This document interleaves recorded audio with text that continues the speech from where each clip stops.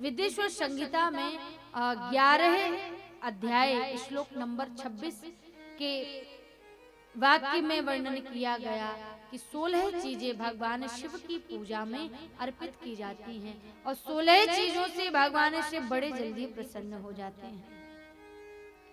वह 16 चीजें गंध के बिना षोडोपचार पूजन संपन्न नहीं माना जाता है। आप सब जानते हैं पूजा करने से पहले उन देवी देवताओं का आवाहन किया जाता है। पहले आवाहन इसलिए ओम बोला जाता है, शंख निनाद किया जाता है, देवताओं का आवाहन। तदुपरांत स्नान की प्रक्रिया पूजा में स्नान करा करके आप सिंहासन में बिठा देंगे और यदि आपके पास में सिंहासन नहीं है तब आपको स्वास्तिक बनाना है।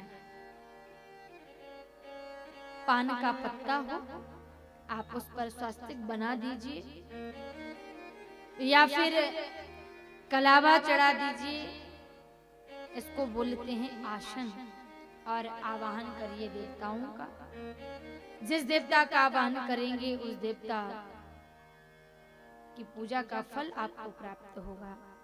पाद्य भगवान के चरणों में जल को अर्पित किया जाता है। भगवान शिव ने राम भक्ति अनंत करी राम को पाने के लिए, तो बहुत अनंत भक्ति करते समय राम की कृपा प्राप्त हुई और समुद्र मंथन किया जा रहा है देवताओं के द्वारा। समुद्र मंथन करते समय देवताओं ने देखा कि अमृत निकलना था और अमृत के पहले विष निकल आया। अब इस हलाहल कालकूट विष को कौन धारण करेगा, कौन ग्रहण कर सकता है? उस समय ऐसा कोई देवता ही नहीं मिला जो समस्या का समाधान करने में सामर्थ्यवान हो गए। तब भगवान शिव ने उस कालकूट विष को भगवान अपने स्वामी श्री राघवेंद्र के नाम का स्मरण करते करते अपने कंठ में धारण कर लिया, तो नाम पड़ा नीलकंठ। बोलिए नीलकंठ भगवान की। और नीलकंठ नाम से भगवान शिव की जय जयकार देवताओं ने प्रारंभ कर दी। अब भगवान शिव उस ताप से जल रहे होंगे। उस ताप की तीव्रता को नष्ट करने के लिए देवताओं ने जल से स्नान कराना प्रारंभ कर दिया। महादेव का अभिषेक किया। बहुत जल भगवान शिव पर चढ़ाया, बहुत जल। तभी से यह नियम बन गया, भगवान महादेव को जल बहुत प्रिय है और सभी देवी देवताओं ने सबसे पहले शिवार्चन किया, रुद्राभिषेक किया।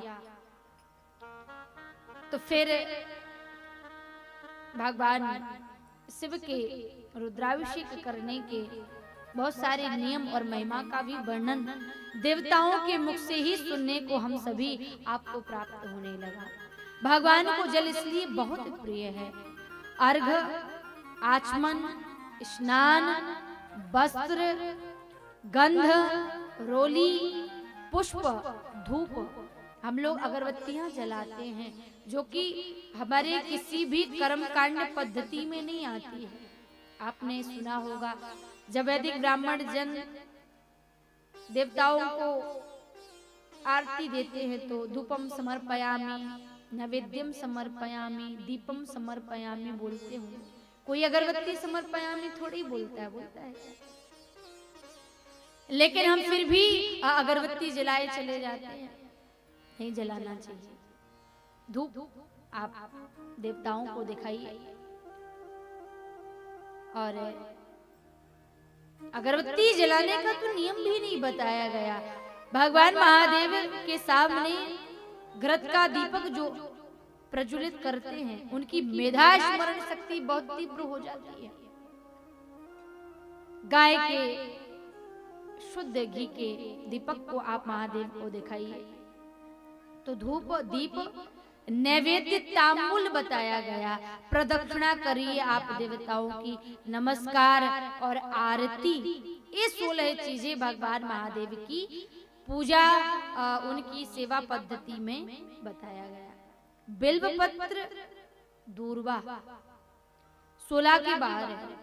भगवान महादेव को बिल्व पत्र 16 चीजों के बाहर बताया गया। और दूर्वा भगवान आदि गजानन को 21 दूर्वा लाल कुमकुम में आप चढ़ाते हैं तो विवेक और विद्या की ग्रंथि को भगवान गजानन खोल देते हैं। बिल्वपत्र महादेव को कोई एक चढ़ावे तो समझिए कि 1 लाख कन्याओं के विवाह करने का, कन्यादान करने का जो फल है वह प्राणी को, जीवात्मा को प्राप्त हो जाता है। एक बिल्वपत्र। आरती और प्रदक्षिणा को ना जोड़ें इस 16 चीजों में, क्योंकि यह बाहर की चीजें हैं। चावल भगवान महादेव को अर्पित करें। मृत मिट्टी की पिंडी और उसमें गौमूत्र मिलाकर के पिंडी शिवलिंग बनाई जाए पूजा के लिए तो भगवान शंकर बड़े जल्दी प्रसन्न हो जाते हैं।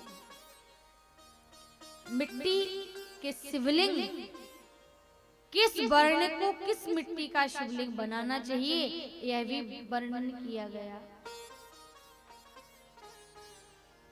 ब्राह्मण, क्षत्रिय, वैश्य, शूद्र, वैश्य पीली मिट्टी के शिवलिंग बनावे, ब्राह्मण काली मिट्टी के शिवलिंग बनावे, क्षत्रिय श्वेत मिट्टी के शिवलिंग बनावे,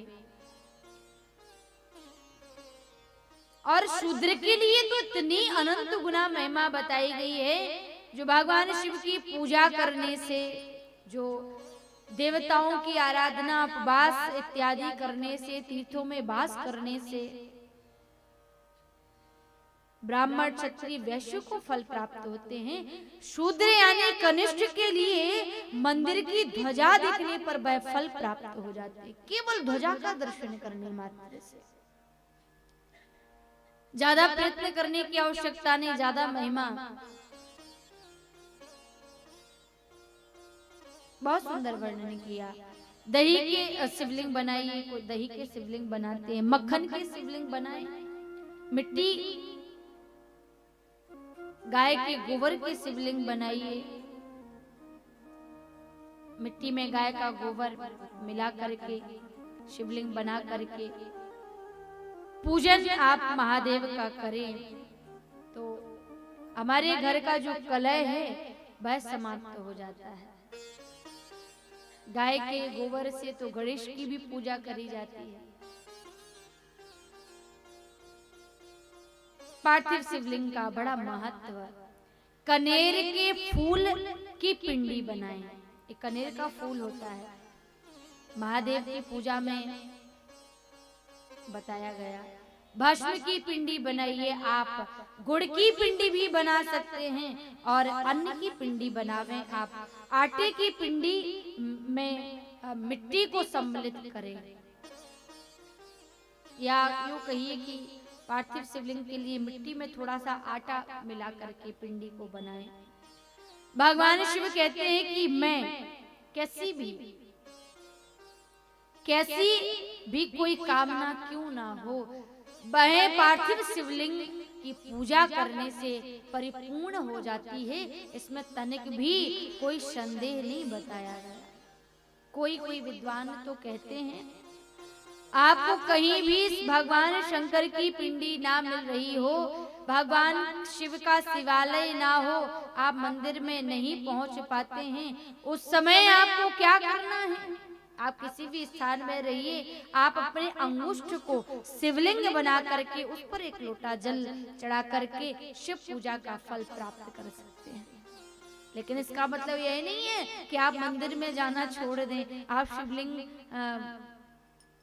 पर पूजा करना छोड़ दें। ये हमारे किसी बहुत जल्दी काम में जाने के समय के अभाव में यदि ऐसी स्थिति आपके जीवन में आती है, उस समय आप अंगुष्ठ को शिव मान करके जल चढ़ा दीजिए, तो भगवान शिव आपकी पूजा को, आपके जल को स्वीकार कर लेंगे और आपका नियम भी नहीं छूटेगा, आपका नियम भी हो जाएगा।